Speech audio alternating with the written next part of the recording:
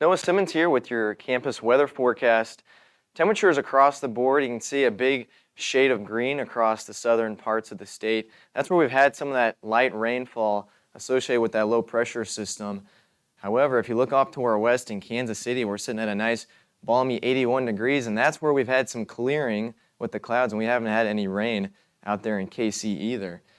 Now, in terms of what we've seen on radar the last several hours, we had a low pressure system centered around the Springfield area. You can see some of that counterclockwise spin, and that has helped bring some of that moisture and light rain into our area starting this morning and then lasting into early afternoon. However, that rain has since moved off out of the area, and it's still raining in St. Louis, but the rain is done in our area for today.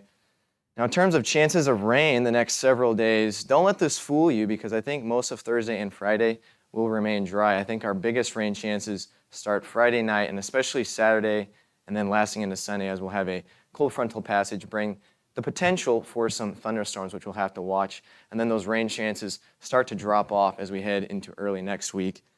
In terms of future cast and what we're expecting the next several hours, those clouds starting to thin out later tonight, staying relatively dry and in the 60s by the time you wake up. And then tomorrow afternoon, warming up pretty nicely into the low 80s.